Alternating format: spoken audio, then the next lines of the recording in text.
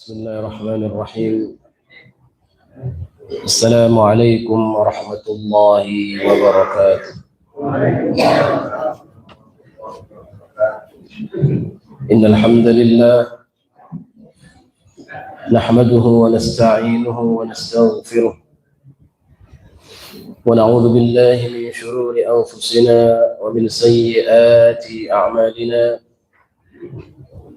من يهده الله فلا مضل له ومن يضلل فلا هادي له، وأشهد أن لا إله إلا الله وحده لا شريك له، وأشهد أن محمدا عبده ورسوله. اللهم صل وسلم على عبدك ورسولك سيدنا ومولانا محمد وعلى آله وصحبه أجمعين.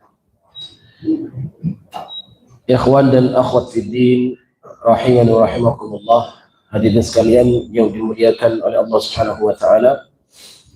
Alhamdulillah, yang pertama mari kita senantiasa bersyukur kehadirat Allah Subhanahu wa taala. Pada malam hari ini Allah Subhanahu wa taala kembali pertemukan kita setelah 1 bulan lebih di bulan Ramadan, dan sekarang masuk di bulan Dzulqa'dah. Mudah-mudahan Allah Subhanahu wa taala senantiasa mendatangkan keridhaan, keberkahan kepada kita semuanya. Amin ya rabbal alamin. Salawat dan salam mudah-mudahan senantiasa tercurahkan kepada Rasulullah sallallahu alaihi wasallam. Mari kita melanjutkan kajian akidah. Kita masuk kepada bab tentang hukum tabarruk dengan pohon atau batu atau selainnya. Bab ini diawali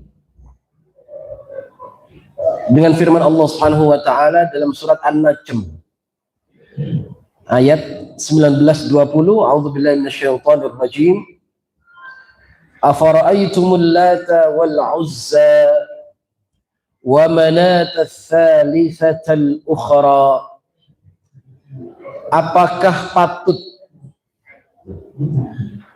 kalian menjadikan Lata, Al-Uzza, Manat ats-tsalitsata al-ukhra, yang ketiganya yang terkemudian adalah anak perempuan Allah Subhanahu wa taala.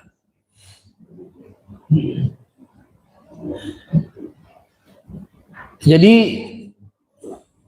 kebiasaan orang-orang jahiliyah di zaman dahulu, kaum musyrikun di zaman jahiliyah, mereka mencari barokah, memohon pertolongan kepada selain Allah.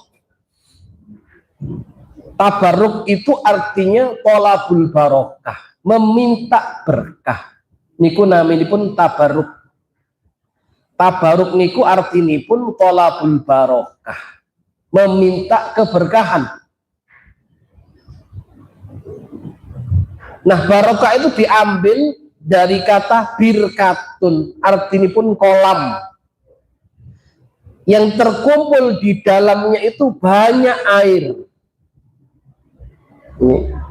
Terus barokah niku ziyadatul khair, bertambahnya kebaikan-kebaikan. Ada ahli bahasa yang mengatakan itu dari kata buruk. Jadi onta kalau menderum itu bisa lama, ya. Mulazamah, subut, diam lama sambil mengunyah. Buruk niku menderumnya onta. Jadi barokah itu artinya adalah terkumpulnya, bertambahnya kebaikan-kebaikan yang tidak pernah putus. Itu arti barokah.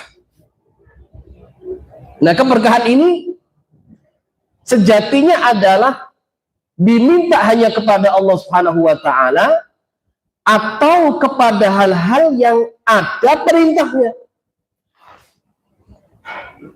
Misal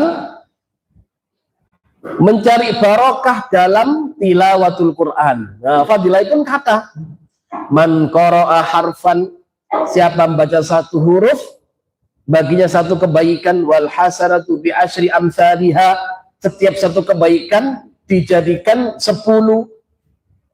Ya, terus yang lek mau Quran itu patos barokah, pahalanya banyak.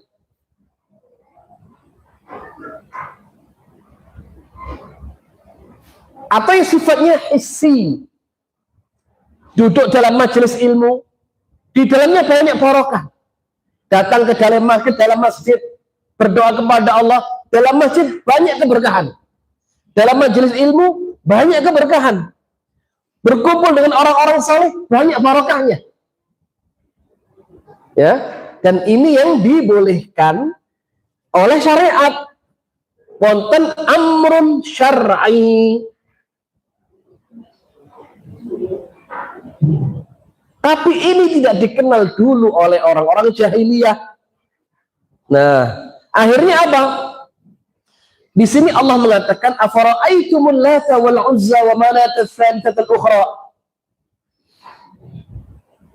Nah, Tuhan-Tuhan yang diambil oleh orang-orang jahiliyah di zaman dahulu, ya, ada ulama yang mengatakan Latta itu adalah diambil dari kata al-ilah, artinya Tuhan, maka diambil menjadi Latta yang kemudian diibadahi selain Allah.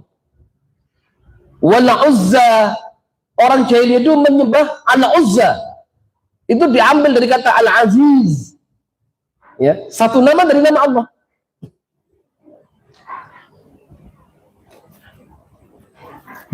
Kemudian ada yang mengatakan Lata itu adalah mu'annatsa minhu. Ya. Jadi Lata itu artinya adalah, menurut ahli bahasa adalah mu'annasnya Allah, mu'annasnya ilah. Jadi orang-orang jahiliyah mensifati Allah itu mu'annas. Ya. Dan dalam ayat dikatakan alakumuz dzakaru wa lahul unsa. Orang jahiliyah dulu menyandarkan bagi kami anak laki-laki, bagi Allah anak perempuan. Maka orang jahiliyah dulu mengatakan al-malaikah banatullah. Malaikat-malaikat itu adalah anak-anak perempuan Allah. Ya. Namun semuanya dibantah banyak dalil firman Allah Subhanahu wa taala yang mematahkan, ya, membatalkan semua ideologi, pemahaman-pemahaman yang batil tentang Allah Subhanahu wa taala. Ta'ala amma yaquluna uluwan kabira. Ya, maha suci Allah Subhanahu wa taala dari sifat-sifat yang disifatkan oleh orang jahiliyah kepada Allah Subhanahu wa taala. Ibnu Katsir mengatakan Lata adalah sakhrah bayda. Lata itu adalah batu yang putih yang diukir. Di atasnya ada rumah, dibuat rumah-rumahan gitu ya. Jadi dibuat rumah dan ada tabir saternya. Yang kemudian di sisi-sisinya ada fina, yaitu teras yang luas untuk dibuat tawaf ahlu, ya, untuk penduduk Taif saat itu. Ya. Maka kemudian Rasul menyuruh Al-Mughirah bin Syu'bah untuk menghancurkannya. Ya. Maka Rasul memerintahkan untuk menghancurkan patung-patung itu yang disembah selain Allah Subhanahu wa taala. Nah, kemudian ada perkataan yang lain mengatakan bahwasanya Lata itu adalah ada seorang laki-laki yang membuat sawik, adonan dari roti, ya, untuk jamaah haji. Jadi ada jamaah haji membuat adonan dijual. Ya. Falamma mat, di saat laki-laki ini meninggal, akafu ala qabri, mereka i'tikaf, mencari keberkahan di kuburnya, ya. Sebagian disebutkan dalam hadis Al-Bukhari. Kana yabi'u sawiq was samin inda sakhrah. Ya. Seorang laki-laki ini penjual sawik, ya, dan minyak samin. Kemudian saat dia ini meninggal, kemudian dia disembah, ya, oleh orang-orang jahiliyah di saat itu. Mujahid mengatakan falamma mat abaduhu, di saat dia mati kemudian abaduhu, dia disembah. Ya. Nah, ini tidak ada pertentangan di Arab di antara pendapat-pendapat yang tadi disebutkan. Itu Lata, ya. Adapun Uzza adalah syajarah. Uzza itu adalah pohon, alaiha bina, di atasnya ada bangunan, wa astar, ya. Ada hijab, sater yang diletakkan antara Makkah dan Taif. Ya. Diletakkan di antara Makkah dan Taif. Kanat Quraisy yu'azzimunaha. Saat itu penduduk Quraisy mengagungkannya. Jadi Uzza, kalau Lata tadi sudah kita sampaikan, kalau Uzza adalah pohon yang dikeramatkan, di atasnya dibuatkan bangunan, ya, dan ada selendang-selendang yang diletakkan antara Makkah dan Taif, yang diagungkan oleh orang-orang Quraisy saat itu. Maka saat perang Uhud, Abu Sufyan berkata kepada kaum muslimin, lanal Uzzah wa la Uzza lakum. Kami memiliki Tuhan Uzza yang tidak kalian miliki, wahai Muhammad dan bala tentaranya. Ya. Jadi Abu Sufyan mengatakan, lanal Uzza wa la Uzza lakum. Kami memiliki Tuhan Uzza yang Uzza tidak kalian miliki. Maka Rasul begitu mendengar itu beliau bersabda, qulu, jangan diam sahabatku, ucapkan. Apa yang kamu ucapkan ya Rasulullah? Allahu maulana wa la maula lakum. Allah adalah maulana, adalah Rabb kami, wali kami, wa la maula lakum, dan kalian tidak punya Allah. Gitu ya. Untuk menyayangi apa? Kesombongan orang-orang Quraisy. Ya. Dengan harapan, ya, mereka menyebut Tuhannya yang dianggap Allah adalah Rabb, gitu ya. Tuhan kami Uzza, kalian nggak punya Uzza. Maka Nabi mengatakan, Allahu maulana, Allah penolong kami, wala maula lakum. Ucapkan, ya, mereka sombong-sombongkan di atasnya. Gitu. Maka Nabi merintahkan para sahabat untuk mengatakan perkataan demikian. Nah, tatkala terjadi Fathu Makkah, ya, Rasulullah Shallallahu Alaihi Wasallam memerintahkan Khalid ibn Walid ila Nakhlah wa kanat bihal Uzza. Di situ ada Uzza. Nah, kemudian Rasul memerintahkan untuk menghancurkannya. Hadmul bait alladzi kana 'alaiha. Dan rumah-rumahan yang ada di atasnya. Ya. Sampai kemudian pulang bertemu kanjeng Nabi, fa akhbarahu. Khalid cerita, sudah saya hancurkan ya Rasulullah. Irji, kembali lagi ke sana wahai Khalid. Fa innaka lam tasna syai'an, engkau belum berbuat sesuatu. Faraja'a Khalid. Maka kembali Khalid bin Walid. Begitu sampai di sana, maka kemudian dia mendapati kaum mengatakan ya Uzza ya Uzza. Fatah Khalid, maka Khalid datang, faida imra'ah uryanat, maka muncul seorang wanita yang tidak memakai sehelai pakaian pun, nasyira sya'raha, rambutnya diurai, tahfanut turab ala ra'siha, di atasnya ada pasir, fa'ammaha bisayf faqatalaha, ya, maka perempuan ini dibunuh oleh Khalid bin Walid, ya. Jadi perempuan ini muncul dari balik pohon. Ya. Jadi dia muncul memang ingin untuk disembah. Ya.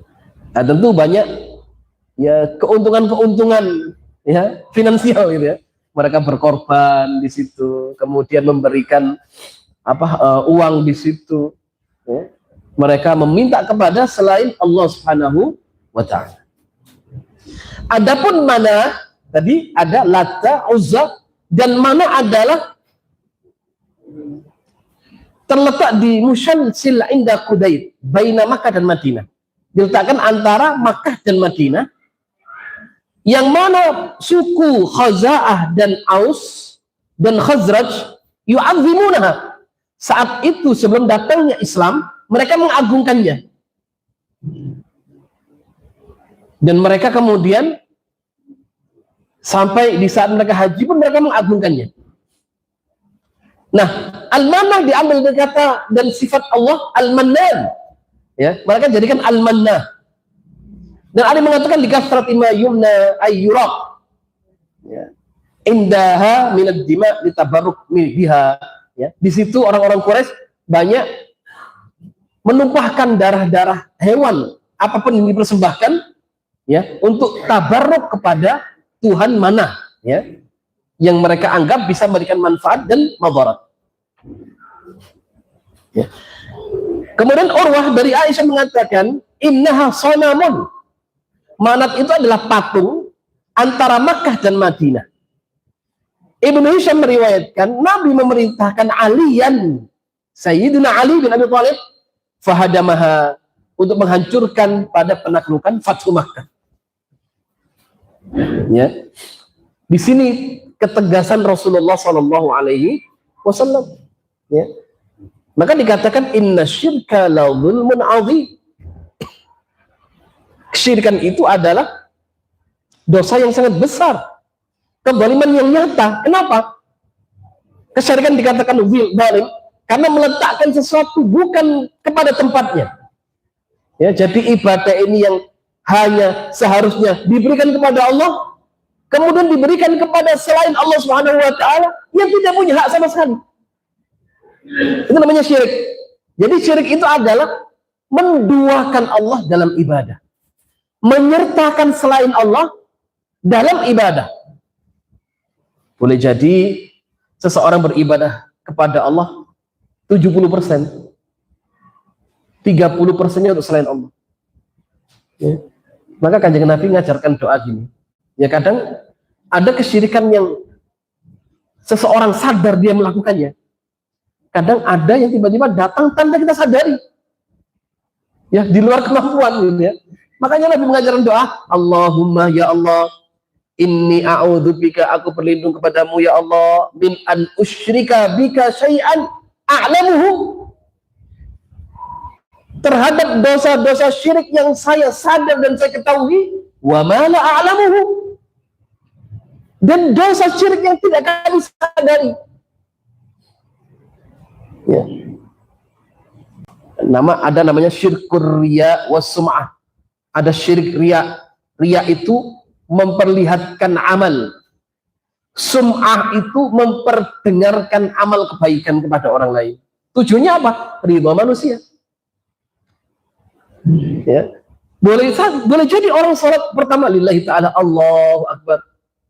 Begitu ada sesuatu tiba-tiba masuk niat itu terbagi untuk Allah dan untuk selain Allah Subhanahu wa ta'ala. Ya. Maka Allah murka kepada seorang hamba yang menjadikan tandingan-tandingan atau sekutu syarik, ya, terhadap Allah Subhanahu wa ta'ala. Nah, ini yang menyebabkan kesyirikan ini menyebabkan al-khulud, kekekalan di dalam neraka jahanam. Ya. Innallaha la yaghfiru an yushraka bihi wa yaghfiru ma duna dzalika liman yasha. Allah mengampunkan dosa selain syirik bagi siapa yang dikehendaki, dan Allah tidak mengampuni dosa syirik kecuali dia taubat kepada Allah Subhanahu wa ta'ala. Baik. Nah, kemudian ada hadis ini disebutkan dari Abi Waqid Al-Laythi qala, hadis yang menjelaskan tentang bagaimana dulu sahabat minta dibuatkan pohon, ya. Hadis ini diriwayatkan minta dibuatkan pohon yang digantungkan di pohon itu senjata-senjata mereka.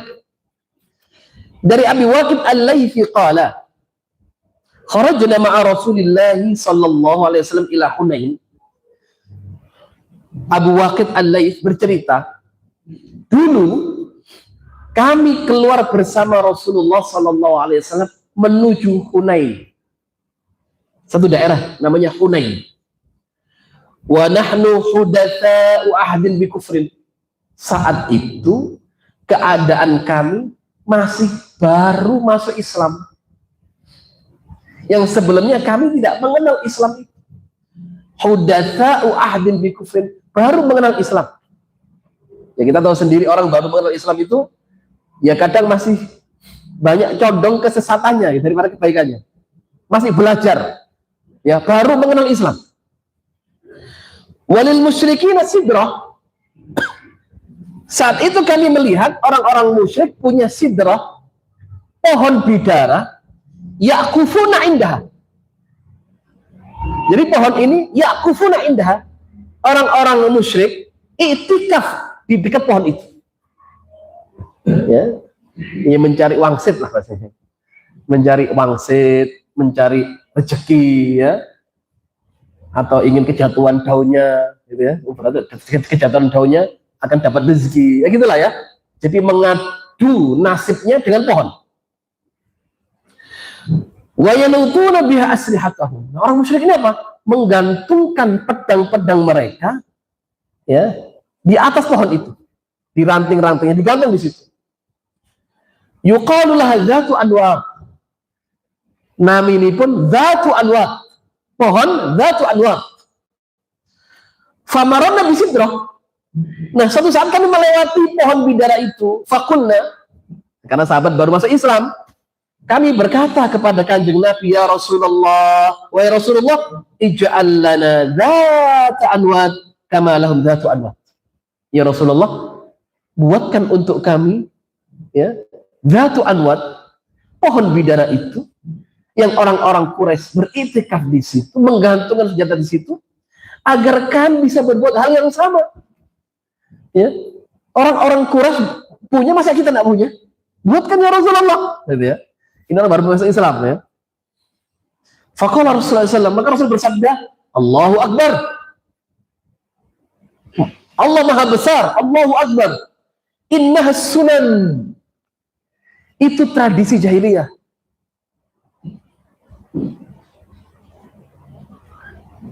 Kultum walladzi nafsi biyadi.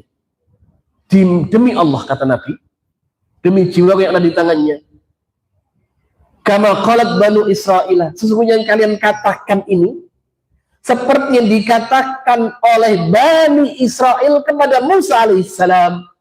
Apa kata Bani Israel kepada Musa? Ij'al lana ilahan, wahai Musa, buatkan untuk kami Tuhan, kama lahum alihah, sebagaimana mereka punya Tuhan. Maka Musa mengatakan, qala innakum qaumun tajhalun, kalian adalah kaum yang bodoh, kata Musa. Ya, jadi saat Bani Israel menjadikan anak sapi sebagai Tuhan disembah ya. Nah, saat itu kaumnya Musa, Bani Israel mengatakan, buatkan kami Tuhan ya. Sebagaimana orang-orang jahiliyah ya, mereka punya Tuhan. Maka Musa mengatakan, innakum qaumun tajhalun. Maka dari itu setiap umat diutus oleh Allah padanya nabi dan rasul. Allah berfirman, walaqad ba'atsna fi kulli ummatin rasulan. Kami utus pada setiap umat rasul. Untuk apa? Menjaga kemurnian akidah ini. Kenapa? Kalau akidah ini benar, tentu ada musuh yang tidak benar. Tidak ada, selalu ada yang namanya kesyirikan. Ya, begitu tauhid ini bertegak, ada kesyirikan yang menghancurkannya. Kesyirikan berkuasa, diutus nabi dan rasul oleh Allah. Demikian pada setiap umat, maka ada rasul yang apa? Mendakwakan akidah kepada setiap umatnya. Sampai diutus Rasulullah Sallallahu Alaihi Wasallam. Ya. Nah, kita ambil pelajaran daripada hadis yang tadi kita sebutkan, bahwasanya banyak orang mengira mereka berbuat kebaikan yang mereka anggap itu adalah taqarrub kepada Allah. Kalau ditanya, lo kenapa kamu kok mendekati pohon ini? Lo saya tidak minta sama pohon, saya minta sama Allah. Cuma lewat pohon ini. Ini sama jawaban orang sekarang ini. Dulu Allah juga menceritakan dalam Quran, jawabannya sama. Kalau dikatakan kenapa engkau menyembah berhala-berhala ini? Orang Quraisy jahiliyah zaman dulu mengatakan, "Ma na'buduhum." Loh, kami enggak menyembah berhala-berhala ini. "Ma na'buduhum," kami enggak menyembah. Illa liyuqarribuna ila Allahi zulfa. Agar berhala-berhala ini lebih mendekatkan kami kepada Allah. Gitu ya. Jadi kalau tanya, kamu nyembah pohon, nyembah patung? Enggak. Tapi sebagai wasilah untuk sampai kepada Allah Subhanahu wa Ta'ala. Ya. Nah, ini wasilah diharamkan, enggak boleh. Ya. Kalau tawassul, ada tawassul yang masyru'. Kalau kita ingin menjadikan sesuatu wasilah perantara, wonten wasilah ingkang disyariatkan. Ya, satu, disyariatkan kita bertawassul dengan nama dan sifat Allah. Itu kebaikan, Masya Allah. Ya. Di saat kita minta rezeki kepada Allah, sebut Allah dengan namanya Ar-Razzaq. Ya Razzaq, urzuqna. Saat kita meminta kekuatan kepada Allah, Ya Qawi. Saat kita sakit berdoa kepada minta kesembuhan, sebut Allah, Ya Syafi. Sebut Allah, Ya Rahman, Ya Rahim. Ya Malik. Nah, ini masyru'. Ya. Justru Allah senang kalau disebut namanya. Allah senang kalau diminta. Maka ada hadis yang menyebutkan Allah murka kepada seorang yang tidak pernah berdoa kepada Allah. Allah marah kepada seorang hamba yang tidak pernah minta sama Allah. Ya, beda dengan manusia ya. Kalau ada manusia nggak minta, tambah senang kita. Wah, enak, aman. Ya. Tapi Allah enggak. Ya, itu tawassul yang masyru' disyariatkan. Dan itu keutamaan kita bertawassul dengan nama dan sifat Allah. Yang kedua, tawassul dengan amal saleh, ya, yang pernah kita lakukan. Kita pernah beramal apa? Saat amal itu ikhlas karena Allah, tidak ada tendensi duniawi, jadikan dia wasilah untuk berdoa. Ya, seperti dalam hadis dikatakan, orang yang diceritakan Kanjeng Nabi terjebak dalam gua. Ada 3 orang terjebak dalam gua. Ketiga-tiganya berdoa dengan amal salehnya masing-masing. Dan Allah kabulkan. Ada satu kisah. Ada seorang bercerita kepada kami. Ini banyak orang musim, orang mau berangkat haji gitu ya. Mungkin muncul banyak cerita ya. Orang kalau punya niat buruk di tanah haram, Allah akan balas. Ini banyak orang cerita, kadang ya dilebih-lebihkan juga. Gitu. Berarti kalau nggak dapat balasan berarti orang baik, nggak juga gitu ya. Jadi setiap orang punya dosa. Orang menunaikan umrah dan haji dibawa dosa, pulang diampunkan dosanya oleh Allah Subhanahu wa Ta'ala. Dan di saat orang hadir di Masjidil Haram, ada satu bukan kebanggaan, ada satu kebaikan, ya mungkin ya keutamaan di saat seorang bisa mencium Hajar Aswad ini. Ya, bagaimana bentuknya sih tuh? Katanya orang kok mencium Hajar Aswad susah, ya. Kalaupun bisa kadang harus bayar sama orang gitu, ya, dibantu gitu. Ya. Ada seorang bercerita, di saat dia ingin mencium Hajar Aswad nggak pernah bisa. Selalu gagal. Ya, berulang kali selalu gagal. Suatu saat Di saat dia keluar dari Masjidil Haram mau pulang ke hotelnya, dia mendapatkan sepasang suami istri, kakek dan nenek, sudah sepuh. Saat itu menangis di sisi pintu masjid, menangis berdua. Ditanya oleh si fulan, kenapa? Pripun mbah? Kula mboten sakit wangsul. Saya tidak bisa pulang, saya tersesat. Saya lupa hotel saya. Karena ditinggal rombongan ya kadang gitulah ya. Biasanya kadang ada sargu, ada yang semua, ada muda, ada tuanya dua gitu ya. Kadang kalau nggak sabaran ya wis ditinggal nuain aku. Semua diterima tua ya gitu ya. Ya, tapi kalau ada, kadang ada orang yang ya Allah, ini orang sepuh ya, mudah-mudahan kalau saya khidmah seperti saya khidmahnya kepada orang tua saya sudah tidak ada. Orang kan macam-macam. Kadang orang bekal berangkat ke sana itu bekal rupiah dolar masing-masing lah ya. Kadang orang bawa bekalnya beda-beda. Kadang satu kloter, satu regu, hotelnya sama, berangkat dari sini bareng-bareng, pulang ceritanya sebedok. Ya, pripun barakaji, alhamdulillah barokah. Ya, cerita masa regu ada orang sepuh, tidak kuat AC. Ya, kami ini kalau nggak ada AC, nggak seturu, ini kami sabar, kami rawat. Moga-moga kita terus pahala seperti merawat kedua orang tua yang sudah tidak ada. Kadang-kadang cerita seperti itu. Ya, karena bekalnya beda, kadang pulang pribadi jung. Wes, mateng aku. Lama ngurus bang tuwek telu. Haji dewean gak nggawa anak, gak nggawa putune dewean. Wes ngeternorono ngetero ini. Gak maksimal aku ibadah. Ada punya cerita seperti itu macam-macam. Ya, akhirnya si fulan ini ditanya, tapi pun panjenengan ditanya hotelnya tidak tahu, tidak bawa etikat, ya susah. Ancar-ancarnya pun timbah, nggak bisa jawab, betul ngertos kalau wah ini berbeda nih, ya. Etikat tidak ada ya. Ya sudah, akhirnya dibawa pulang ke hotel si pemuda ini, dimasakkan Indomie, ya. Makan sama nasi itu. Hanya beretikat. Dia berhaji dengan kedua orang tuanya, dikatakan terno boleh. Jenengan sakit modal bahasa Arab mbok terke takok-takok ki mesake bae. Engko dekono nak goleki sing bae yo piye. Wis golekno. Nah, ini dia beretikat baik, masya Allah, bismillah, mungkin tadi orang sana kan tugasnya ibadah, jadi ibadah.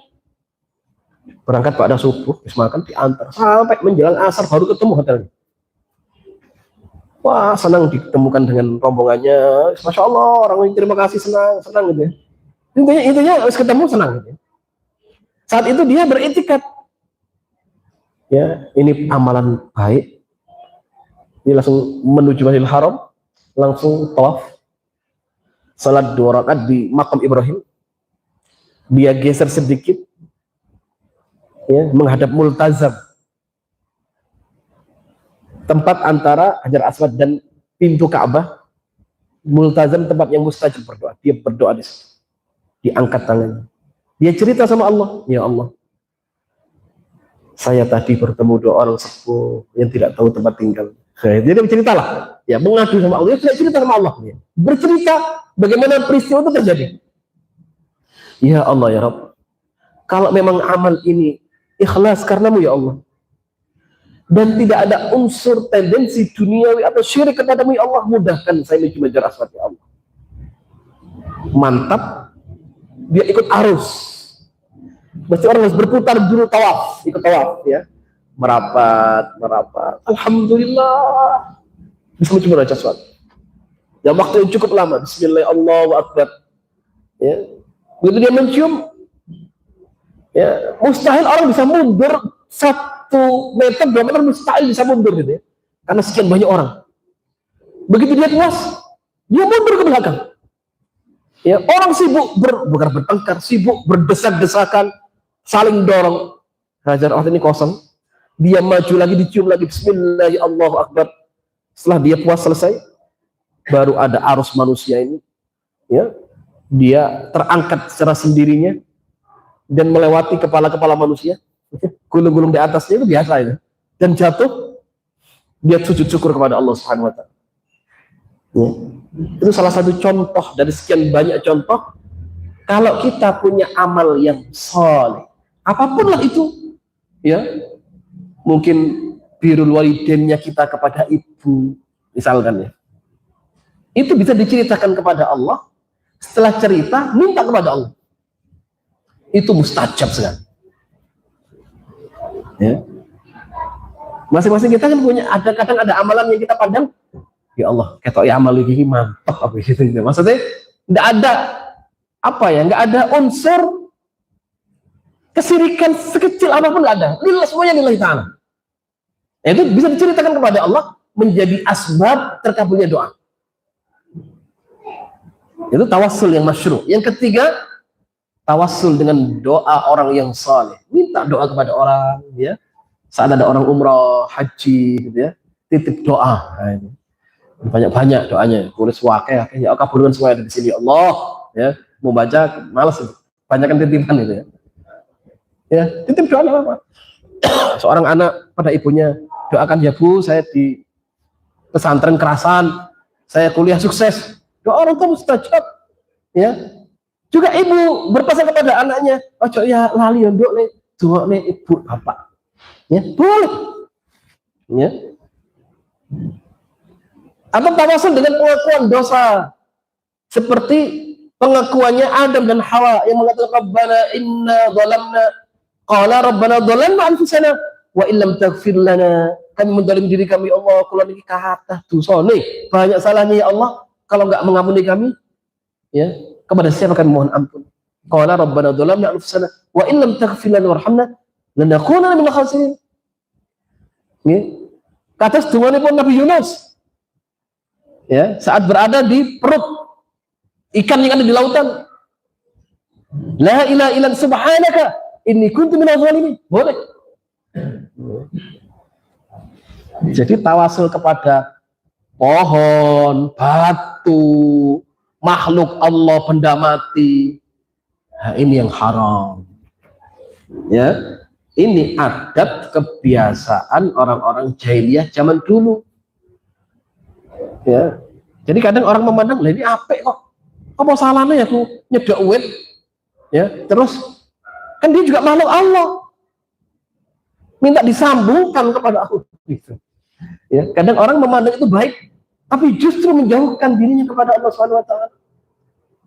Rata-rata justru itu bukan wasilah, bahkan dianggap pohon batu itu bisa memberikan manfaat dan mudarat. Ya,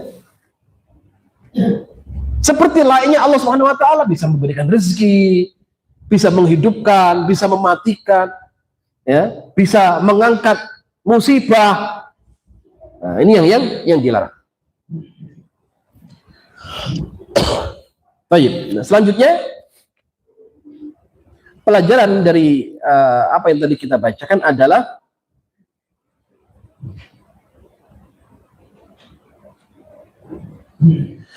bahwasanya apapun yang dilakukan, ya, dari bentuk tabaruk kepada al-asjar, ya, pepohonan, kemudian bebatuan, wal kubur, ya, itu kesemuanya adalah minat tabaruk biha wal uquf indah, termasuk minta keberkahan kepadanya, iktikaf di sampingnya, wa dzabhu laha, menyembelih sesuatu kepadanya, termasuk dari perbuatan syirik kepada Allah Subhanahu wa Ta'ala.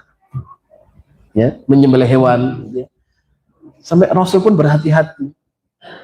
Ada satu hadis menyebutkan, ada satu sahabat datang kepada Nabi ingin menunaikan nadarnya. Ada satu sahabat datang kepada Kanjeng Nabi bertanya sesuatu perihal bagaimana ya Rasulullah, saya ingin menyembelih sesuatu sebagai nadar saya.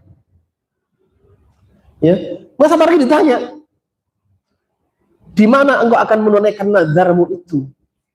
Di mana engkau akan menyembelih ontamu sebagai nadarmu, wahai fulan? Ya Rasulullah, saya ingin menyembelihnya di satu daerah namanya Buana. Rasul klarifikasi, apa tempat Buana itu? Satu tempat ya Rasulullah. Apakah di situ orang-orang jahiliyah beribadah? Boten kanjeng Nabi. Apakah di situ orang-orang jahiliyah menyembelih hewan sembelihannya yang diberikan kepada berhala-berhala mereka? Boten kanjeng Nabi. Apakah di situ orang-orang jahiliyah menunaikan hari rayanya? Boten kanjeng Nabi. Kalau begitu, sembelihlah hewanmu di situ. Ya, sampai sedemikian hati-hatinya Rasulullah SAW agar apa? Karena Islam ini agama yang murni, tidak bisa dicampurkan dengan kebatilan.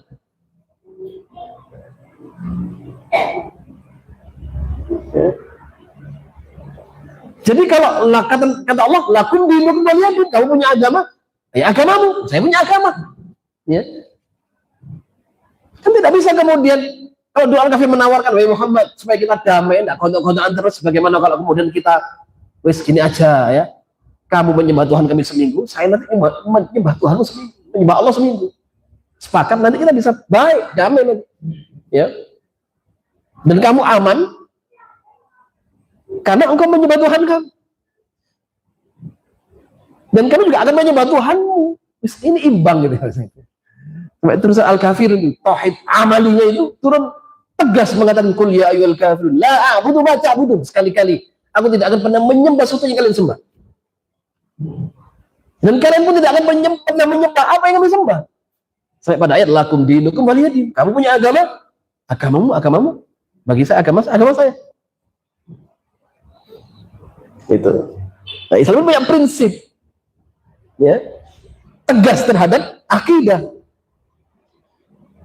Walaupun kalau dalam urusan muamalah, nah Islam juga masya Allah, Islam itu agama yang paling toleransi sebenarnya. Ya, tidak ada agama yang setoleransi agama Allah. Agama yang mudah, simple, praktis, dan sangat menghormati orang lain. Ya, dalam sejarah, mungkin kita bisa baca banyak literasi, ya, kejadian-kejadian saat Islam berkuasa. Ya, semua agama bisa merasakan kedamaian.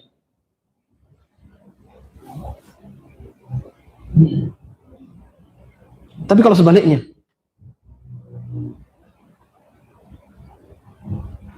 kalau yang berkuasa selain Islam, terjadi genosida, pengusiran, ya, bahkan negeri yang itu milik kaum muslimin diusir, ya, dirampas negerinya, diusir penghuninya, dipenjarakan, dibunuh. Banyak peristiwa terjadi, ya, di negara-negara yang mayoritas, yang Islam minoritas. Ya, yang berkuasa minoritas adalah selain Islam. Ya. Pada dasarnya sebenarnya kalau Islamnya diperangi itu hanya kafir harbi saja. Kan orang kafir ada 4. Yang boleh diperangi kafir harbi saja. Kafir harbi ini orang kafir yang terlibat dalam memang perang, memang pertempuran gitu ya. Itu boleh dibunuh. Terlibat dalam pertempuran, perang dengan kaum muslimin. Ada pun kafir dhimmi, kafir yang hidup dengan kaum muslimin dalam pemerintahan Islam, dia diatur dengan syariat Islam, tapi dia punya agama, maka haram untuk disakiti. Sampai Nabi mengatakan, man adza dhimmiyan faqad adzani. Siapa yang menyakiti kafir dhimmi, sejatinya dia seperti menyakiti. Ada kafir musta'man, orang kafir yang minta diberi jaminan keamanan oleh negara, nggak boleh diganggu. Orang kafir yang terikat perjanjian, nggak boleh diganggu. Ya.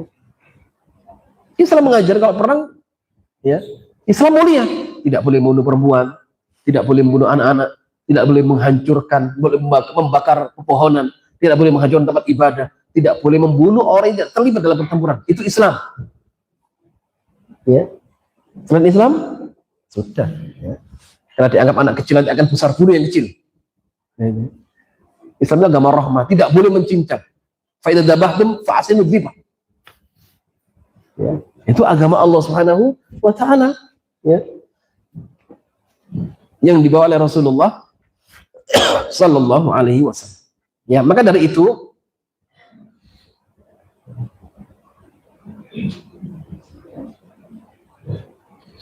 kita lihat, ya, jadi pada peristiwa para sahabat menganggap saat itu mereka baru masuk Islam, menganggap bahwasanya orang-orang kafir itu adalah suatu kebaikan saat membuat bertabaruk kepada pohon sidr tadi ya, pohon apa namanya? Pohon bidara tadi, ya. Dan kemudian menggantungkan senjata-senjata di situ dianggap suatu kebaikan, ya. Dhannu dzalika hasanan wa talabuhu ya minan nabi. Justru mereka minta kepada Rasulullah SAW hatta bayyana lahum anna dzalika qaulu bani Israil. Sampai Rasul menjelaskan itu adalah keburukan. Inna sunan, itu tradisi yang buruk. Ya. Kalau tradisi buruk tidak boleh dilakukan. Jadi Islam ini datang ya, untuk menjadikan hidup ini punya maslahat. Ya. Jadi salah kalau orang meyakini Islam itu kalau berkuasa kita pasti binasa. Tidak. Ya. Itu opini yang dilemparkan oleh orang tidak suka Islam. Gitu ya. Jadi Islam itu yang dilihat mungkin satu sisi Islam kejam, lihat itu dalam Islam ada rajam. Dalam Islam ada potong tangan. Ya. Memang hukum Allah tidak ada amandemennya. Ya. Hukum Allah dari dulu sampai hari kiamat ya seperti itu. Ya. Orang melihat dari sisi itunya gitu ya. Tapi tidak pernah melihat maslahatnya.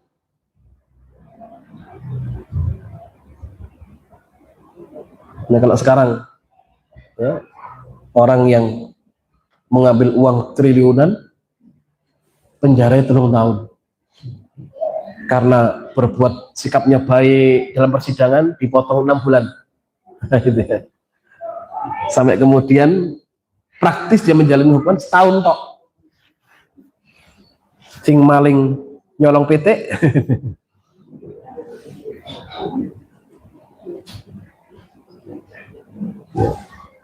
tapi unik Masya Allah terjadi rajam itu terjadinya jarang. Jadi artinya rajam itu akan diterapkan kalau ada 4 saksi perzina. Ya, ada 4 saksi orang yang melihat terjadinya perzina. 4 saksi yang adil. Kayaknya agak mustahil kayaknya, agak sulit juga. Ngumpulkan orang 4 lihat orang berzina. Di situ Allah meyakinkan bahwasannya betapa tingginya kehormatan seorang muslim untuk tidak gampang dituduh berbuat kejelekan. 3 nggak boleh, harus ada 4. Oh, sekarang nggak ada saksi, yang ada CCTV. CCTV bisa dibuat. Ya. Maka mayoritas terjadinya perbuatan rajam itu karena pengakuan orang yang bersangkutan. Sangat sedikit kasus itu terjadi karena 4 saksi. Ya. Dan memang jarang terjadi. Kak uang berdina dirajami, enggak ya. Yang nyari 4 saksi itu susah gitu. Tapi dampaknya orang melihat. Ya. Rajam kan zina muhsan ya. Sudah sama-sama saling berkorakan namun berzina itu hukumannya memang keras gitu ya. Karena merusak. Ya. Tapi dampaknya apa? Ya. Sejatinya hukum yang paling baik ini hukum Allah sebenarnya. Ya.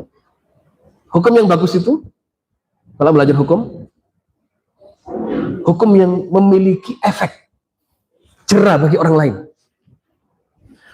Pelaksanaannya mudah, murah, cepat, efektif. Itu semuanya ada di hukum Allah.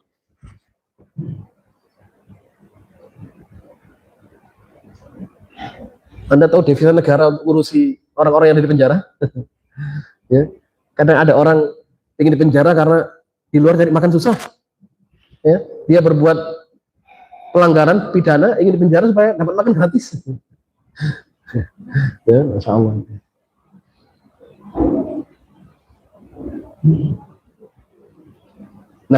Nah ini artinya فَكَيْفَ لَا يَخْفَى عَلَى مِنْ دُونِهِمْ فِي الْعِلْمِ وَالْفَضْلِ بِأَضْعَافِ مُضَاعَفَةٍ. Artinya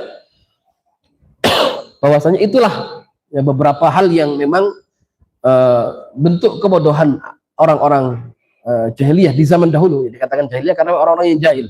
Tentunya sebelum datangnya Islam. Maka Islam datang, Rasulullah SAW datang, ya, menghilangkan itu semua.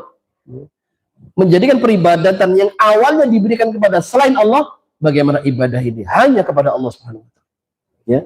Kita beribadah hanya kepada Allah, bersandar hanya kepada Allah, Berdoa hanya kepada Allah Subhanahu wa taala, tidak boleh kepada yang lainnya. Ini adalah makna daripada nilai akidah. Ya. Jadi apa dikatakan di sini?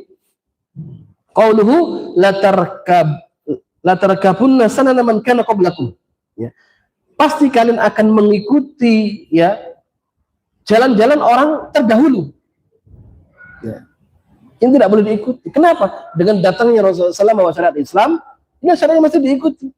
Tidak boleh mengikuti tradisi-tradisi yang berlawanan, bertentangan dengan ajaran yang dibawa oleh Rasulullah Sallallahu Alaihi Wasallam. Ya. Juga dalam hadis tersebut ada larangan an-nahyu anit tasyabuh bi ahli jahiliyah wa ahlul kitab. Ya, ada larangan untuk tasyabuh ya dengan ahlul jahiliyah wa ahlul kitab fima kan yaf'alunahu. Ya, larangan untuk menyerupai kebiasaan-kebiasaan orang-orang jahiliyah dan ahli kitab yang biasa amalan itu mereka lakukan. Ya. Kecuali ada syariat yang ditegaskan oleh Rasulullah Sallallahu Alaihi Wasallam. Ya. Jadi orang insya Allah Islam ini sudah sempurna. Ya. Tidak perlu mengambil dari yang lainnya. Islam ini sudah sempurna, sudah cukup, ya, lebih dari cukup. Banyak sunnah-sunnah yang belum kita amalkan, ya, sebagai bentuk kecintaan pada Rasulullah Sallallahu Alaihi Wasallam. Kenapa mesti kemudian mengambil sunnah contoh dari yang lainnya? Gitu. Qala al-musannif rahimahullah wa fihi at-tanbih ala masail qabr. Ya. Ini juga menjadi perhatian terhadap permasalahan di alam barzakh. Di alam kubur. Saat ditanya amman rabbuka, ya, siapa Rabbmu? Wa amman nabiyuka, siapa nabimu? Wa ma dinuka, ya, apa agamamu? Ya. Maka famin qaulihim ij'al lana ilahan. Ya. Jadi artinya bagaimana orang kalau kemudian mengambil teman selain Allah, bagaimana dia bisa menjawab? Karena yang menjawab pertanyaan malaikat di alam barzakh, alam kubur itu iman, bukan hafalan. Pun orang ya di luar Islam bisa mengatakan alhamdulillah saya dikasih rezeki, bisa. Ada yang bisa ngaji bareng, ada yang hafal Quran bareng. Ya, ada yang tahu. Kalau ditanya siapa Tuhannya orang Islam? Allah, katanya Allah. Siapa nabinya? Muhammad. Mereka tahu, hafal. Tapi hafalan itu jamaah akan dihilangkan oleh Allah di saat berada di alam barzakh, ya, karena tidak didasari oleh iman. Yang menjawab pertanyaan malaikat itu adalah iman, bukan hafalan. Maka dalam hadis riwayat ada yang mengatakan, tatkala orang kafir ditanya, "Man rabbuka?" Siapa Tuhanmu? "Wa man nabiyuka?" Siapa nabimu? "Wa ma dinuka?" Apa agamamu? Mereka menjawab, "Sami'tun nas yaquluna hakadha." Kayaknya aku mendengar orang dulu mengatakan ini itu, tapi dia tidak mampu jawab. Kenapa? Karena tidak punya iman. Dan riwayat ada yang mengatakan, la adri, saya tidak tahu siapa dia, saya tidak mengenal itu. Ya, maka dipukul oleh malaikat. Ya. Jadi pukulannya malaikat mungkar itu, dalam hadis dikatakan, seandainya gunung Uhud, ya bagaimana Uhud ini batu, gunung di Saudi itu semuanya batu. Itu kalau dipukul oleh malaikat mungkar, jadi abu, debu yang berterbangan. Bagaimana untuk manusia? Kalau dia tidak bisa jawab. Apa yang menjawab itu? Iman. Ya. Yang menjawab adalah keimanan, akidah. Ya. Bagaimana hari-hari kita beribadah kepada Allah, ya. Kita menyebut nama Allah dalam sholat, berapa kali kita sebut nama Allah? Ya. Hari-hari kita lakukan. Ya. Sampai harapannya nanti di akhir usia juga kalimat la ilaha illallah bagaimana bisa diucapkan? Ya, man kana akhiru kalami la ilaha illallah dakhalal jannah. Ya, bagaimana Nabi mengenalkan itu setiap hidup kita ya ikhwan, ya akhwat, ya. Bagaimana Nabi menyebut, mengingatkan nama Allah tauhid itu di setiap kita ini aktivitas. Coba kita mengawali bangun pagi hari, doa yang diajar Nabi apa? Alhamdulillah, sebut nama Allah. Segala puji bagi Allah. Allazi ahyana, yang telah menghidupkan kami kembali. Ba'dama amatana, setelah kami dimatikan oleh Allah. Wa ilaihin nusyur, dan kami akan kembali kepada Allah. Ya. Habis itu aktivitas keluar rumah, ada doa bismillahi, tawakkaltu ala Allah, la haula wala quwwata illa billah. Anda mau apa? Bercermin. Enggak boleh lupa. Ya, diajar menyebut nama Allah. Allahumma kama hassanta khalqi fahassin khuluqi. Kita mau apa? Masuk rumah, bismillahi walajna wa bismillahi kharajna wa ala rabbina tawakkalna.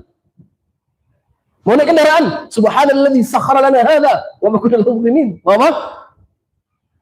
Diajarkan, Kanjeng Nabi mengajarkan bagaimana selalu menyebut nama Allah di setiap aktivitas kita setiap hari.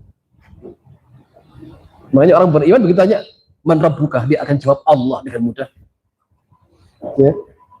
Kita juga membaca sirah Nabi, mengikuti sunnah pun Kanjeng Nabi, akan sangat mudah ditanya, man nabiyuka, dia akan menjawab Muhammad sallallahu alaihi wasallam. Tadi ditanya, mana dinuka? Kita hidup ini untuk agama Allah kok. Ya, kita hidup ini untuk agama untuk apa kalau bukan untuk agama ini?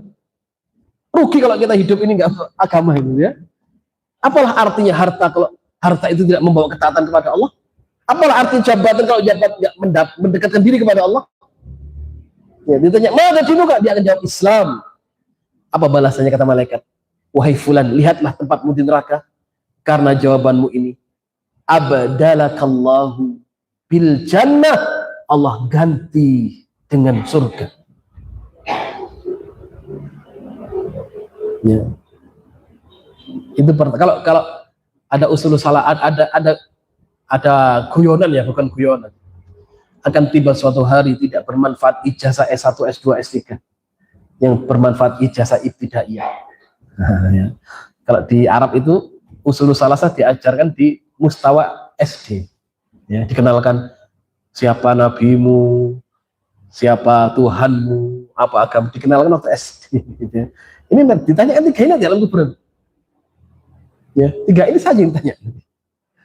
S1, S2, S3 yang ditanya. Ya, ijazah ibtidaiyah. Nah, tentunya mudah-mudahan ini juga namanya fitnah kubur itu, ya, pertanyaan itu hasilnya ada nikmat, ada adab, ya. Dan begitu kalau panjang kami termasuk yang lulus dari ujian, ya, yang berada di alam barzakh, ya. Kalau orang pun memperjuangkan bagaimana bisa lulus kuliah, lulus ujian, belajar, ya. Namun kita ujian yang paling berat itu adalah saat diuji malaikat, ya. Kita mau bagaimana saat kita mendapatkan pertanyaan tiga hal itu. Ya, kalau mungkin ujian di dunia bisa dihitung lah, mungkin kalau kita jawaban soalnya kan ABC, A, B, C, A, B, ya gampang aja, ya. Ya, kalau nilai di dunia bisa dipermak, 4 jadi 6, harus KKM 7 jadi 8, gampang saja. Di akhir nggak berlaku itu, ya. Yang menjawab adalah keimanan. Yang menjawab adalah keimanan. Nah, mudah-mudahan Allah senantiasa memberikan kemudahan pada kita semua untuk mendapatkan kebaikan, keberkahan dari si Allah Subhanahu wa taala. Demikian yang bisa kami sampaikan, mudah-mudahan bermanfaat khusus untuk diri kami pribadi dan umumnya untuk panjenengan semua. Kami mohon maaf apabila banyak salah dan khilaf. Jazakumullah khairan katsira. Subhanaka Allahumma bihamdika asyhadu an la ilaha illa anta astaghfiruka wa atubu ilaik. Wallahu muwaffiq ila aqwamit thariq. Assalamualaikum warahmatullahi wabarakatuh.